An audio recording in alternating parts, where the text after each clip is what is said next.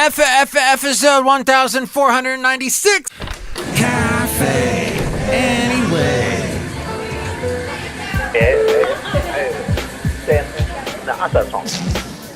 Mike's Daily Podcast. Well, Mike's Daily Podcast listener, you're in for a treat. This is one of the few times that I will do a podcast on a Saturday.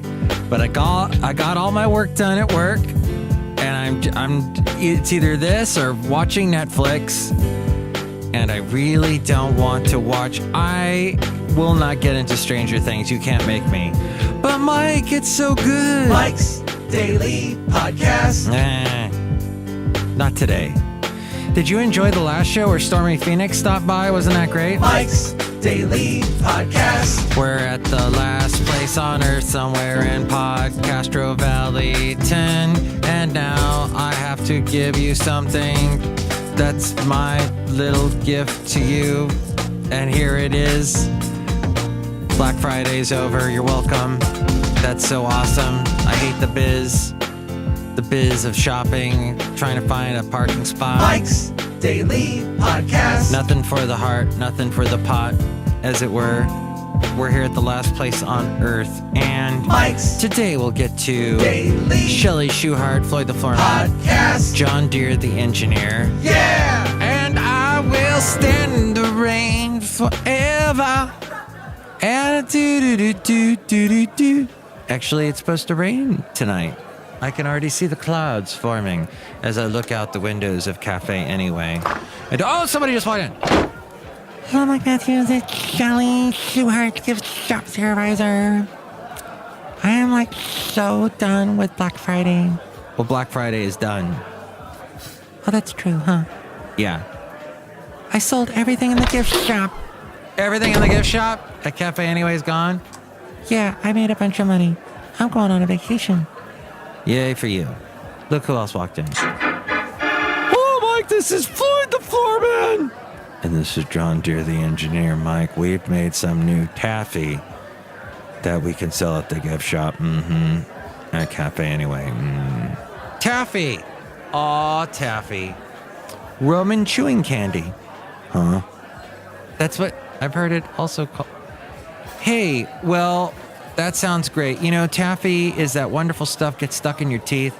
I was telling someone how Abba Zaba is made right close to where we are in Podcaster Valleyton in Hayward. And here's today's podcast picture. And if you would like to eat Abba Zaba in a more, quick manner, you can freeze it. And then it just kind of breaks apart like little pieces, and it you're able to chew it and consume it faster than, or if you like the chewy way of eating it, good for you. You can still do that. I don't care. Hey, the podcast picture today is of me. Oh no, it's not. It's of Basil the Boxer playing with a dog that we met as we were walking along the Hayward Regional shoreline. This picture is actually from 2, maybe even 3 years ago. I found it while I was looking through my old iPhone. And I know I put down Apple and iPhones way too much.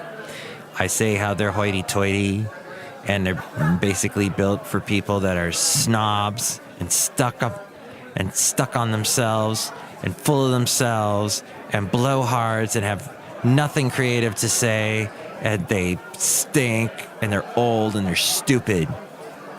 I might be missing one or two other things about them, but what I like, I've kept my old iPhone because, now it's an iPod, basically, and I use it to wake me up in the morning when Basil the Boxer forgets to wake me up. But I was looking at my old iPhone. I haven't looked inside of it. I switched from my iPhone to a Samsung phone, an Android operating system.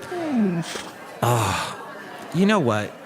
Can we talk about people who stutter? I know I'm stuttering a lot today. There's a guy, I really enjoy his podcast, but sometimes his stuttering really gets to me. And so he knows his stuttering is annoying. It sounds like a car trying to start, because he'll try and start a sentence. He's political. He always talks about politics, and he talks about Al Franken. So he says, and when Al Franken did the thing with the and he kind of backs up and tries to finish the sentence, but he backs up again. I hate that. Oh. So what he does for his own podcast is he writes everything out beforehand. He's a well-known guy. He used to be on NPR. I'm not going to say his name. Let's just say it rhymes with Ken Rudin. And he just stutters way too much. He does like a guest shot on Minnesota Public Radio. He knows this stuff. I love his podcast. I listen to his podcast every week. It's called The Political Junkie. And I just can't stand the way he stutters. Oh, and when he interviews other people, they start to stutter like he does, and you never get nothing said because they're backing up and going forward, backing up. It's one step forward, two steps back. My point being is that's my catchphrase, and I was stuttering, and now I don't know where I am. Oh, food trucks. Food trucks have this, they're so big in today's world, especially here in the Bay Area or, Oregon, Portland, Seattle. I don't like the prices at food trucks in the Bay Area anyway are crazy expensive. And then you've got nowhere to sit to eat it. Sometimes you get a bunch of food trucks that park all around each other and it's sponsored by the city and they put out some picnic tables for you to eat on. But people as a whole in America, and this is my point, and this is what I really want to say, please let me say it. That is, we eat too fast. We eat too quickly. We don't observe what we eat. We'll have that first bite and we'll go, oh, this is so good. And we're consuming all these calories. Food trucks generally, not the healthiest food.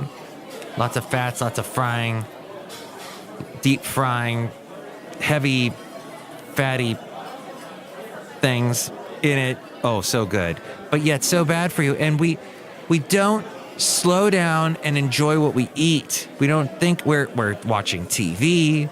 We're listening to podcasts. We're talking to each other. We don't slow down. And people standing and eating are the worst because when you're standing, your body's not in a state of relaxing and focusing on the food. You're in a state of balancing on your feet and standing up. And your legs are feeling your weight. And in my case, my right foot is hurting me. And that's just you're starting a car and it won't start. That is why I say, sit down, enjoy your food, get away from food. Don't buy food from food trucks unless they supply a place for you to sit. Then forget about it. Go to a restaurant. Sit down and eat at a restaurant.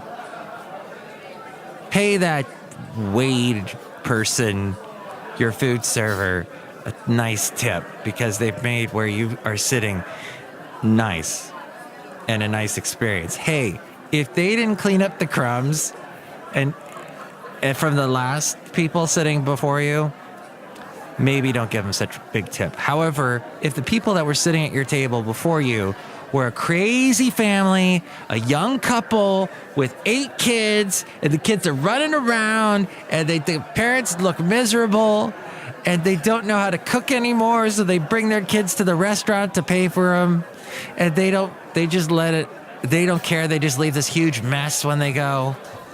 Oh, then give that food server, a huge tip because they deserve it for putting up with those awful, awful parents that just, oh my gosh. All the kids running around, the kids are they're eating this horrible fast food. Oh, okay, now I'm thinking of a fast food experience. I went to a Der Wiener Schnitzel once a year ago. I just had a craving, and they were shoving all those coupons into my mailbox, and I had to go to I hadn't had one of their awful, gross chili dogs in a long time. And I sat down and I ate it really slow. But then a family showed up of 8 kids with the 2 parents, and the parents are really overweight and look sad and depressed. And the kids made a huge mess, and they're not even eating their food, and they're pumped up full of fast food.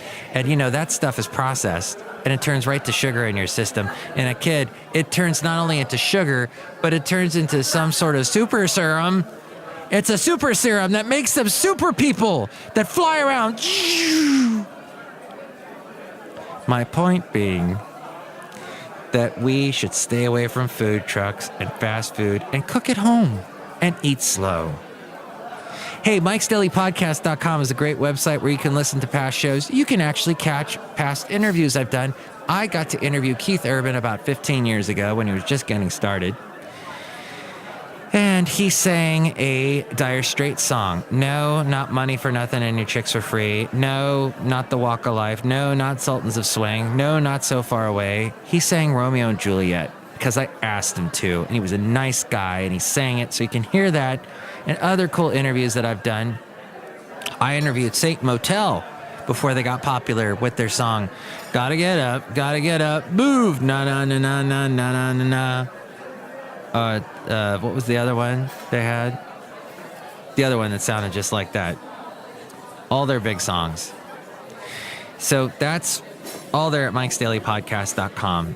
Hear all the past interviews, past shows, and you can help out through that Amazon link. Click on that Amazon link, buy whatever it is you're going to buy, and that helps us out. Thank you. And I, as a podcaster, promise not to stutter, not to be a snob about things like, frick, you know what? Get your dang, if you need a smartphone, get the Samsung one with the Android system. Why do you need the iPhone stuff? The guy that I know that goes on and on about Apple is he loves the fact that the iPhone does everything for you, that you don't have to think. Fine. All right. If you don't want to think and you don't mind spending way too much for a smartphone, go for that. But I'm fine with the Samsung. My point being, I think we live in a world now. Mike'sDailyPodcast.com also has the PayPal if you'd like to help us out that way. Oh, if you're going to shop on Amazon, go through Mike'sDailyPodcast.com, and that helps us out when you do that. Have you ever been interested in someone? This goes to whatever gender, whatever you identify as. This goes to you, straight to you. You liked someone. You wanted to get with someone. You ask them out. They say no. Did you ask them out again? Or did you take no for an answer? I find it interesting in today's sexual harassment enlightened world in which we live, where we are hypersensitive about all this stuff. First off, let me just say I'm glad that we live in this world. I'm glad there is attention put on all these crappy, jerky jerk-offs. Maybe that's not the term I wanted to use. These idiots, these horrible men that did not take no for an answer, or that did things that were inappropriate, that didn't use common sense and think, hey, maybe this person might not like that. I'm glad we are living in a world where we're putting spotlights on these idiots. And I have never been, when I have asked someone out and they said no, I didn't pursue it. I'm like, okay, their loss. That's what I always say, their loss. When my ex-wife wanted a divorce, I said, her loss. But Mike, you should have fought for her. You shouldn't have taken no for an answer. Nope, I take no for an answer. That's why I'd probably be a horrible salesman. But that's my point. That's what I'm getting to, is we live in a world that over the past several decades, we've lived in this world, what's that horrible play that they made me watch that had the Malkoviches in it? The Death of a Salesman. And Always Be Closing and all that crap, ABC. And never take no for an answer. No, if you're that kind of a person, you're a jerk, and I hate you. And I've always hated salespeople. And as soon as I sense, I sniff, I smell, I get to catch a whiff of your salesmanship or womanship or salespersonship or your saleship, I close the door, I hang up the phone, I leave the premises, I get away from you. I don't like that. I don't like the hard sell. I don't like the soft sell. I do love Tainted Love, but it's a song, but I do think we live in a world that has become a world of salesmen, as Rush once said. The sounds of salesmen. Salesman! Begin the day with a happy voice. I've read it on. It's your honesty. It's a Rush song. Okay. Spirit of the radio. Spirit of the radio, whereas you had We Are Spirits Living in a Material World, and that was Ghost in the Machine by the Police around the same time. I think, though, the Police album came out after. But that's neither here nor there, nor over there, or up there. But both bands were bands with three guys playing music together. And some people think that Rush, in fact, stole a lot from the Police on their album Signals. But whatever. My point being, Café whatever, Café Anyway. Anyway. Ginormous. Mike, it's My point is that Mikey Fikey. Great. you will pay at some point if you do not take no for an answer. That's all I have to say. The chickens have come to roost, y'all. I think we've gotten through all that. I just wanted to say all that. Thank you for listening to the podcast and allowing me to say all that to you. Someone who apparently has not taken no for an answer for quite a while, Trump, said today he has defended his decision to appoint a temporary director to the Consumer Financial Protection Bureau, or the CFPB. I love a little PB. Peanut butter. I don't care for Peter Butter. He can just shove off for all I care. Despite the outgoing head already naming a successor. Yes. The outgoing head of the PB&J named a successor. But Trump said, no. I'm putting in a temporary director. And my computer just crashed.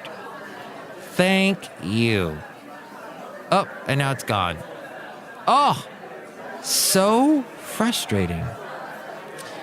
So that's what's happening with that, if you didn't know. And Trump was defending his position about that. Let's see. Amazon has announced what has sold the most, the top 5 selling items that they sold yesterday. The retailer has seized nearly half of all online sales on the shopping holiday so far. Amazon hasn't released any sales figures, but said yesterday that customers in the U.S. are shopping at record levels.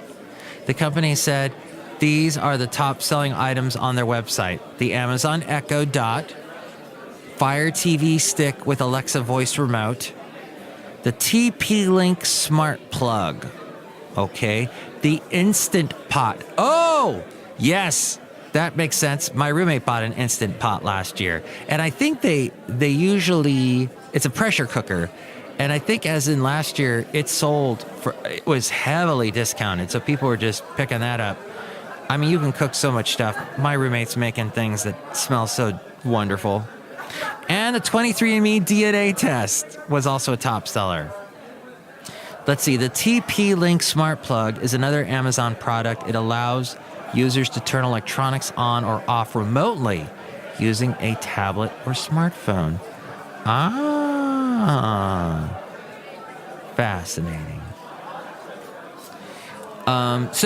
Trump appointed White House Budget Chief Mick Mulvaney on Friday to head the bureau following the resignation of former Director Richard Cordray. The move superseded Cordray's hand-selected pick for a temporary successor, which was Deputy Director Leandra English. But since Trump doesn't like women... What? What's my proof? Oh, come on. White House officials have called the decision a typical routine move, despite criticism from Democrats who have questioned Trump's authority to appoint someone to the independent consumer watchdog. Officials said that Trump was allowed to override the order by the Federal Vacancies Act. And another question, the New York Times is asking why Trump stands by Roy Moore, even as it fractures his party. By the time Senator Mitch McConnell, the majority leader, made the last of his repeated pleas to Trump to keep his distance from Roy Moore, it was too late. To Mr. McConnell, only the president could extinguish a fire that he sees as endangering Republican Senate majority. But Trump, speaking by phone last Tuesday with Mr. McConnell, responded with the same argument he had been making for days inside the White House. The women who have called Mr. Moore a sexual predator, the president believes, may not be telling the truth. 40 years is a long time. He's run 8 races and this has never come up, he said to television cameras on the South Lawn hours after his conversation with McConnell, effectively endorsing Roy Moore before boarding Marine One. He didn't say it didn't happen, the president added. You have to listen to him also. Oh, there he goes with his both sides thing he likes to do.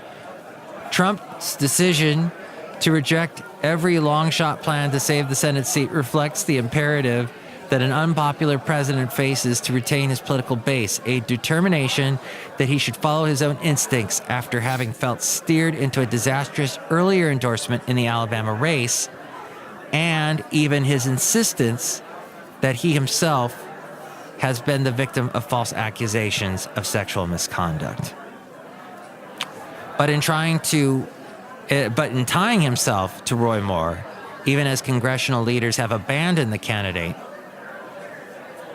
but we're talking even Paul Ryan, the president has reignited hostilities with his own party just as Senate Republicans are rushing to pass a politically crucial tax overhaul. Mr. McConnell and his allies have been particularly infuriated by Mr. Trump and how he has reacted with indifference to a series of ideas that have been floated to try to block Roy Moore. And finally, did you see this? 6 young Iraqis are taking a strategy straight out of the Kremlin's mischievous playbook with no thanks to Moscow. Their mischievous playbook where they're using hacked accounts to attack the Islamic State, so-called Islamic State, ISIS, and fake news to disrupt its virtual caliphate. Given the dangers, this according to the Daily Beast, given the dangers they face, the 6 people who make up the little group calling itself Dashgram, its name melding the Arabica bean. I love Arabica beans. They go into coffee that tastes so good. No, I'm sorry. Melding the Arabic acronym for ISIS and Instagram, melding those 2 names together, are forced to live something resembling double lives. 4 of them work professionally in information technology and cybersecurity. 1 is an engineer, the other a student, all of them living in Iraq. Their families and friends know nothing of their efforts to push back against ISIS. Quote, we started thinking about how we could fight them online, said one of them. We were always messing around on the internet with each other anyway. ISIS is still a threat to Iraq, to Syria, even the world, so we started looking into exactly what might be effective on social media. Back then, ISIS could do whatever they wanted, and we wanted to let them know we were going to fight them on the internet as well. As Twitter and Facebook began clamping down on extremist material, the encrypted messaging app called Telegram became the group's new hangout and means of distributing propaganda among its members across the globe. It all began with infiltrating their Telegram channels, said one of the members of Dashgram. We spent months observing and pretending to be ISIS members. We studied how they behaved, the sort of language they used, and tried to take note of the unwritten rules. Even in the apparent safety of their own homes, where they gathered as Dashgram on the weekends and after work, they would receive death threats every now and then on Twitter and Telegram from ISIS. We will find you and kill you, it would say. We just accepted that's part of our activities, he adds. We are IT experts. We take our cybersecurity extremely seriously. So what they did, some of their early efforts saw them Photoshop a pornographic scene into an image announcing the opening of a new media center in Wilayat al-Kahar, Al-Kahar, an area that roughly correlates to Deir az-Zur in eastern Syria. The scene is amusing, if a little crass, but it served as an important purpose. It let Daesh know, or ISIS know, that we were capable of replicating their media to a very high standard. It was the first seed of doubt. We wanted to create items that ISIS members would not question and would share widely. Fake news. In one effort months ago, they released an official-looking video warning the ISIS official news agency, which has become the go-to source for information on the group's activities, that it had been hacked. It hadn't. But so legitimate-looking was the warning that moderators on various Telegram channels began marking the output from the day as fake and warning members off of it. So that's what they've been doing. As we go outside a Café Anyway, we're bringing Mike's Daily Podcast somewhere in Podcast Grove Valley. And that's what's happening in the world. As you went shopping and who knows doing what else, enjoying your family. I hope you were enjoying your family. What I was doing was bringing you a podcast, and I may do so again tomorrow. But next show, we will have Benita, the disgruntled fiddle player, and the brewmaster. Enjoy the rest of your weekend. Enjoy the podcast picture at mikesdailypodcast.com. Enjoy a food truck that's parking outside your house right now. That would work, because then you could just get the food and go into your house and eat, right? I'd be cool with that.